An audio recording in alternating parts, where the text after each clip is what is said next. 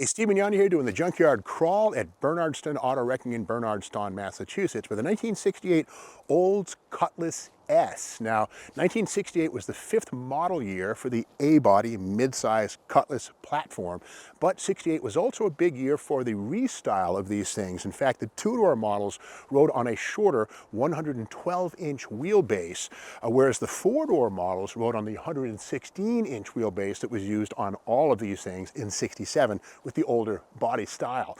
Now, the old Cutlass was the middle range. It was the F85, the Cutlass, Cutlass S, Cutlass Supreme, and the 442 muscle car at the very top. But again, Cutlass S and 442 were the only two that came with chrome trim that went all along the body, down here, over the doors, and then over the front fenders. So the thing of it is, if you're looking to restore a non-Cutlass S or non-442, those body panels won't be pierced with the chrome, which is good or bad, you decide. Another thing too about the Cutlass S was the hood, while it's gone here, had two chrome vents in the top that were fake, but they were also shared with the 442. More on that in a moment. But again, a total of 42% of all Oldsmobile sold in 1968 were Cutlass mid-size models, F85 through 442. So these cars did a lot of the heavy lifting, even though they're only 5 years old in the Olds repertoire. Now this one here, the rear axle is missing, but these were of course body on frame, coil spring, rear suspension, not leaf springs like would be found under a Ford or a Mopar. And the trunk on this one won't open. Oh, hang on. I don't think that's going to go, but we look on the back of this one, and that little S right there in the middle, that tells us this is a Cutlass S, which again was first seen in 1968 right here. This one again is a holiday coupe, and the term holiday in Oldsmobile land means hardtop, no pillar, two-door model, this one right here. And for some contrast, this is the 1967 Olds full model line catalog right here. That's the big full-size monster, beautiful car. But here are the Cutlasses for 67. And we can see they're sort of a downsized version of the full size. But again, these all rode on a longer wheelbase. Bigger cars, although believe it or not, these are similar to a Chevelle under the skin in terms of the frame and all that kind of stuff. But again, for 1968, this body style, here's the 1969 catalog, but you get the idea here of how they looked when they were in their second guise. This one here again is a 69 Olds Cutlass S. See how the front fender, the door, and the C-pillar all have that thin bead of chrome right there. That was something seen only on Cutlass S and 442. Interesting detail right there. Now this one here is built like most of them were, with an automatic on the column. It was possible to get a 3-speed manual or a 4-speed manual transmission. This one does have the bench seat interior. Buckets and a center console were certainly possible. And this one's kind of unusual in that the cowl tag says it was made in Canada. Now it is true that a lot of Oldsmobiles were built at the home plant in Lansing, Michigan, but also Oldsmobile had plants in California, Delaware, Kansas, Massachusetts, New Jersey, and Oshawa, Ontario, Canada, which is a plant that GM bought in 1918 as part of Billy Durant's expansion. So this is an unusual Canadian-built Olds Cutlass S. We look under the hood on this one, and there's no engine now. The standard engine in this thing would have been a 352 barrel, but for a $105 credit, you can get a 250 cubic inch 6-banger in one of these things. This does have the manual drum brakes. Discs were an option, power was an option, but again, kind of uncommon to see a manual brake. And here's the backside of that cast iron drum right there with those fins that are integral. Those are kind of a new thing for 68. These little fins are like heat sinks. They help to dissipate heat. But again, discs were possible. Here is the upper and lower control arm suspension with the front anti-roll bar. There's the coil spring. A pretty good ride out of these mid-size GM cars. And again, the V8 would have sat right here on these motor mounts right here. This car was air conditioned, so that was an extra, $260 or so.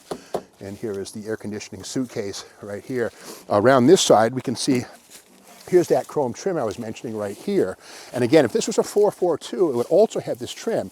And the hood is missing on this one, but you wouldn't get a top-mounted cold air hood on the Olds 442 until the 1960 or 70 model year. Previous to that, with the exception of the Hearst Olds, all of the Ram Air cars had little ducts under the front bumper right down here, which would then bring air up to the engine compartment. But again, this would have had basically a stock hood with a couple of chrome vents in Formula S, or sorry, Custom S or 442 mode.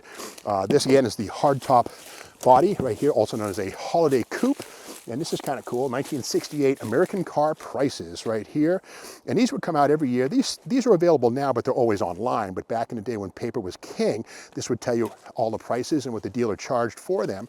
And we can see it right here. Here is the F85 Olds and the holiday coupe right there. It was $2,928 versus $2,906 for a regular sports coupe. Other goodies right here, the anti-spin rear axle, a mere $42.13. The axle package, heavy duty performance, F85 and Cutlass only, $21. And it's cool to see how little these things cost back in the day. Shoulder belts were extra cost. Look at that, if you wanted shoulder belts, otherwise you were on your own.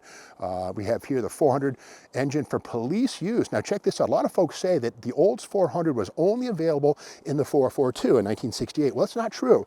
We see it right here, police apprehender 4-barrel, in Cutlass Supreme, and also in F85 Cutlass, except wagons. So basically, the stripper F85 could be had with a 400 for a mere $134, as long as it was a police unit. That's crazy, but true. So anybody who tells you that a 442 was the only way to get a 400 in 68, well, you got to remember that the police models could be had with it too.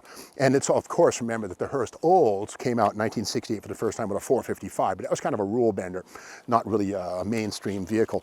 But here, look at this, 15-inch wheels. A lot of people think that 14s were the rule till the early 70s. Not so.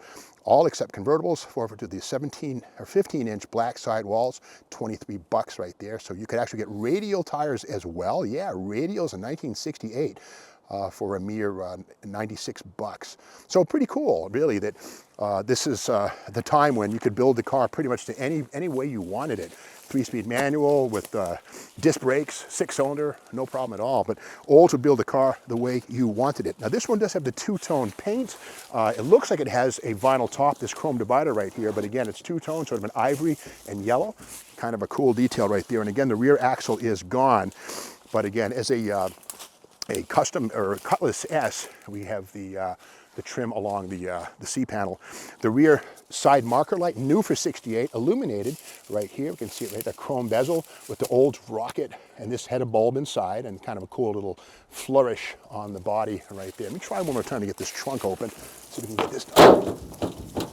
It's not mine, I don't want to beat on it. But again, this car, you know, the only thing cooler than this would have been a 442, which stood initially for 4-speed, 4-barrel dual exhaust in 64 when it had a 330 cubic inch engine. But after that point, it was generally 400 cubes, 4-barrel dual exhaust. And this, again, is not a 442, but rather a Cutlass S. Sort of the gussied up version of the Olds Cutlass for 68. First year for the Cutlass S right here. Well, if you like this video, be sure to subscribe to the Steve Maggs YouTube channel and be sure to hit the like button, share it, all that good stuff, and hit the bell so that you're aware of the next video, which is going to be tomorrow morning. See you then.